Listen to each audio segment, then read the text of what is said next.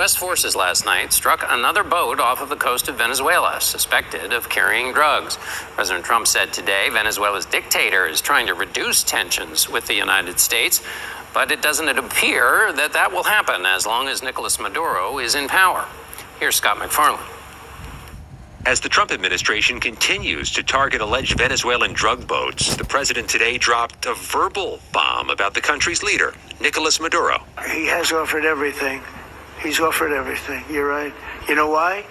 Because he doesn't want to around with the United States. The president says Maduro has offered natural resources, including oil, to the U.S. to improve the relationship between the two countries. But Trump, who's authorized CIA action inside the country, has made it clear he wants Maduro removed from power, in part because of his alleged ties to drug trafficking. New images show the B-52 bombers that flew near Venezuela Wednesday, and CBS News has learned that for a sixth time since September, the U.S. military struck a vessel in the Caribbean Thursday night. This time, what Trump called a submarine. Just so you understand, this was not an innocent group of people. I don't know too many people that have submarines. And that was an attack on a drug-carrying, loaded-up submarine. Unlike previous strikes, which killed everyone on board, 2 individuals survived the Thursday attack and are now being held on one of 8 Navy warships in the region, part of a large military footprint that includes 10,000 troops. Holding the 2 men presents legal challenges for the administration, according to former State Department lawyer Brian Finucane, who served under Presidents Trump and Biden. The Trump administration is engaged in a make-believe armed conflict, and has used that make-believe armed conflict as a basis to kill people. And the question is now whether we'll use that make-believe armed conflict as a basis to also detain people. Meanwhile, a bipartisan group of U.S. senators today said they're going to try to force a vote on a resolution that would require congressional authorization of future strikes near Venezuela.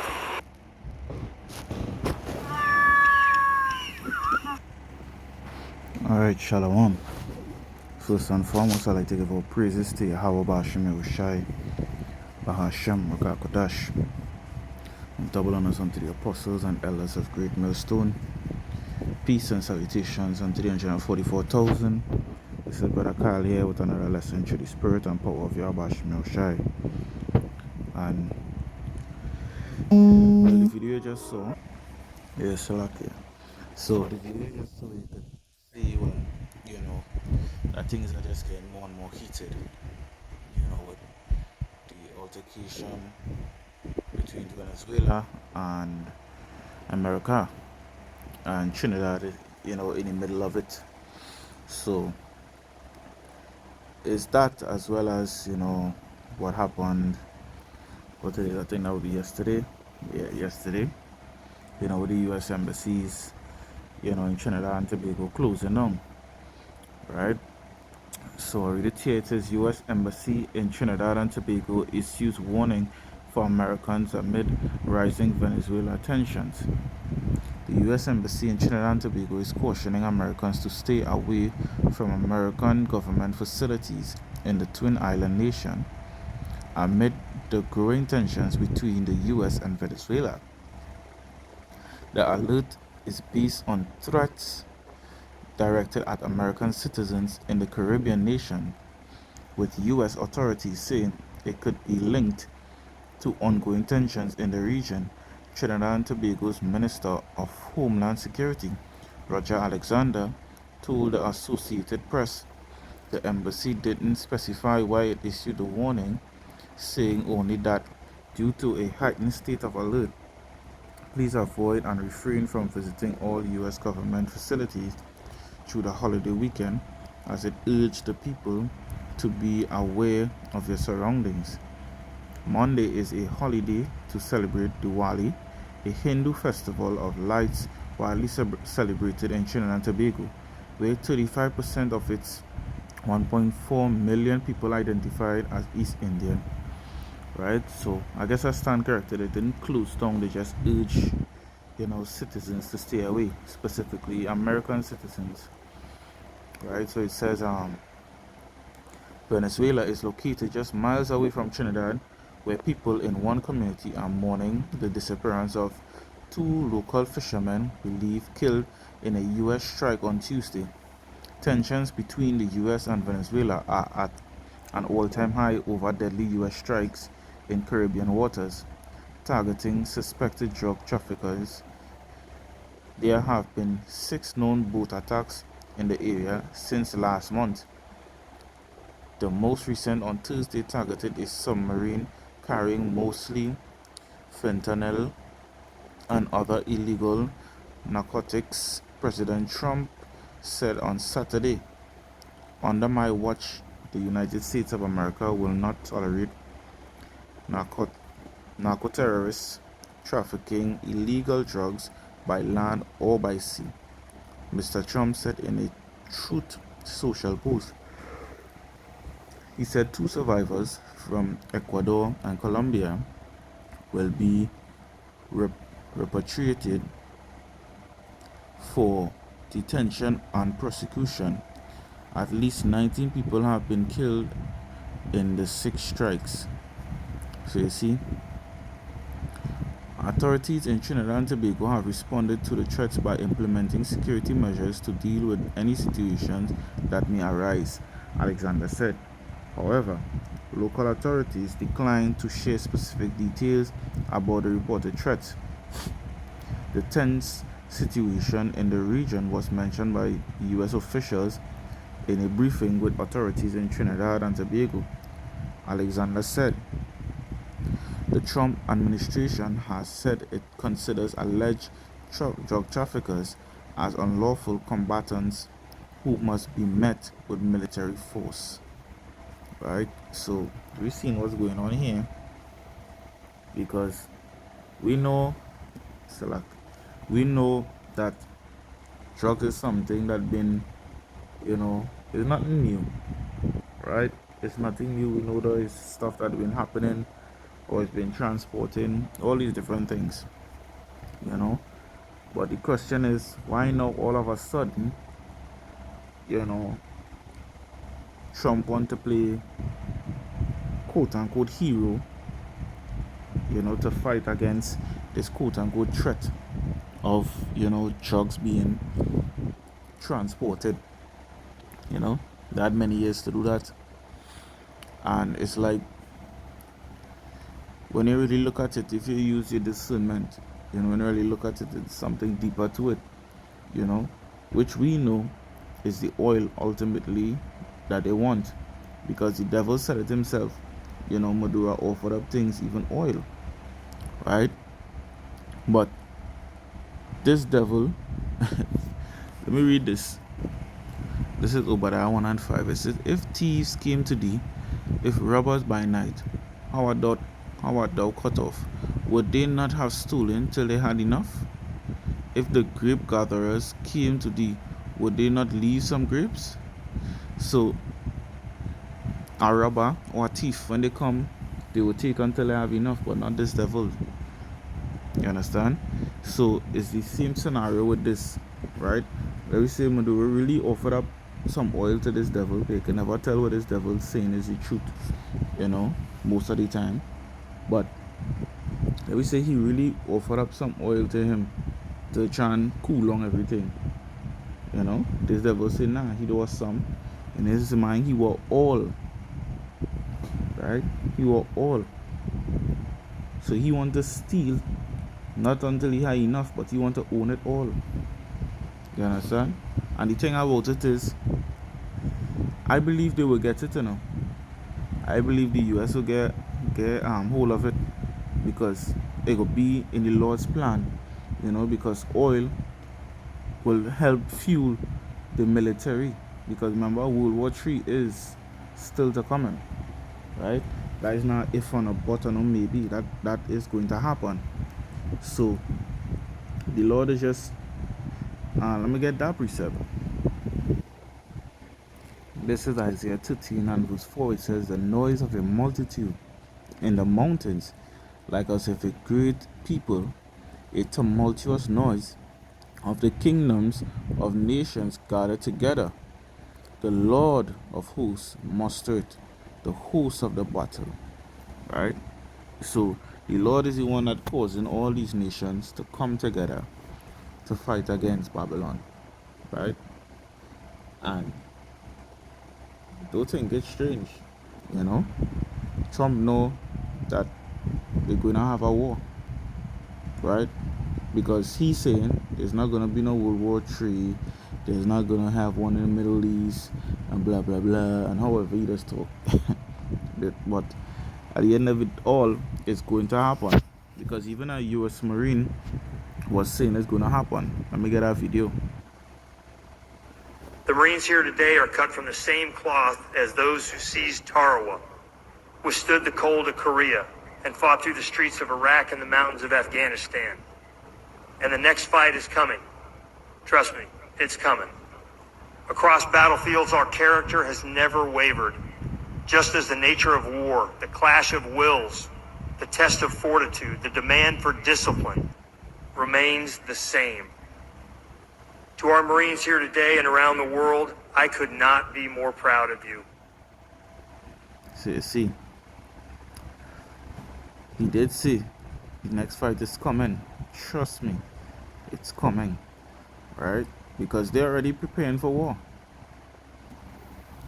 So it don't matter what Trump say, it's already written in prophecy as well. You know, let's get it here in Book of Revelation 11 and verse 14. It says what? Yeah, let's read verse 14. It says, the second war is past, World War II, and behold, the third war cometh quickly. Right? The third war, World War III, coming quickly. Because, hey, we seen what's going on here. I mean, it wasn't so long ago. Probably was last month. You know, I did probably 2 or 3 videos with Matthew, I forget the verse, right? The chapter and the verse. But the one where it speaks about, you know, wars and rumors of wars. Because we've seen it stirring up more and more and more and more, right? And the thing about it is, they all, brothers sending out of videos and updates, you know, as it comes in, you know. So we're going to see it, you know, we're going to see it coming in rapidly.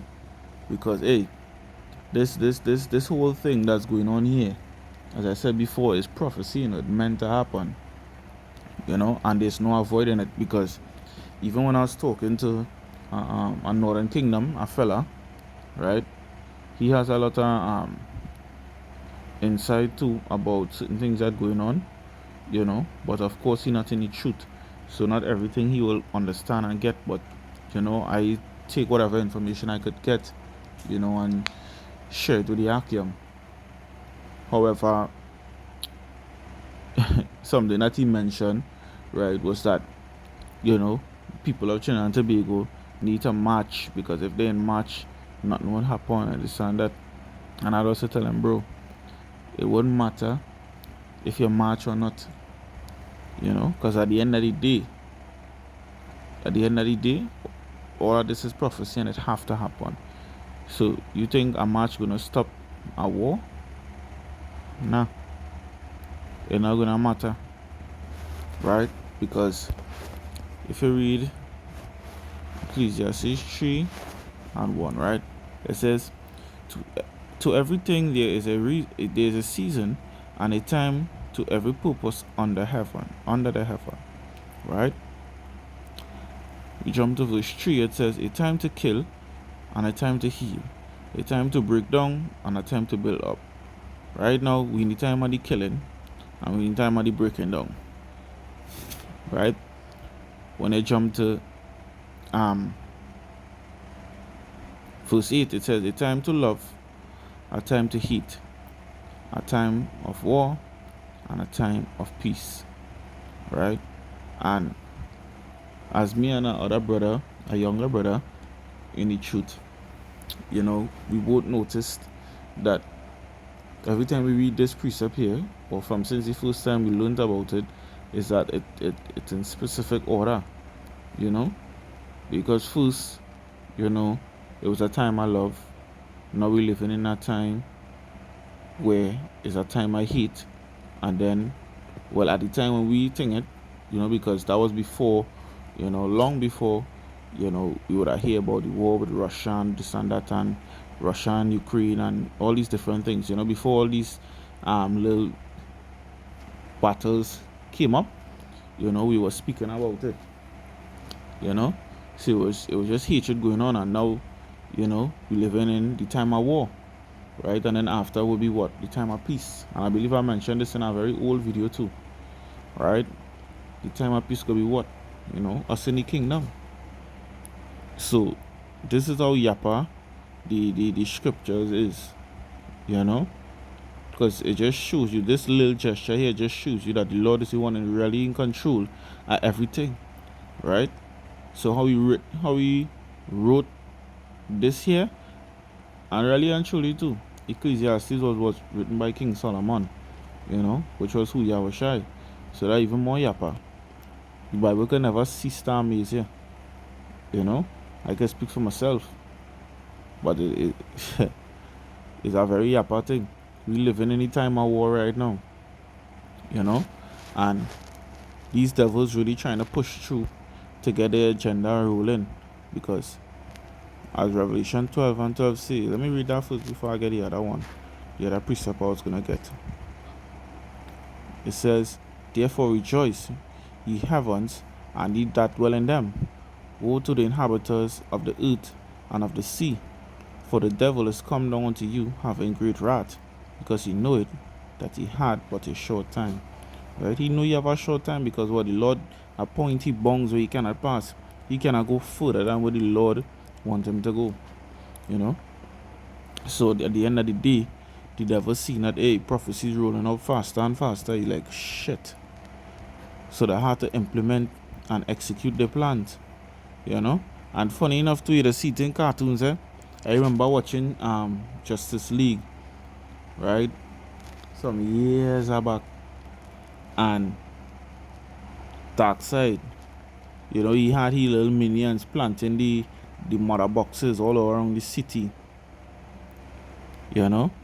And then eventually the people on Earth, right, people like Batman and Superman and Green Lantern and whatnot, they get to find out, well, you know, these strange boxes just appearing out of nowhere, and they want to know where it's coming from, you know. And eventually when they figure it out now, you know what Darkseid come and say, when you find out that they already know about it, you say, hey, well, we go have to speed up the process. You know, we go have to execute our plans.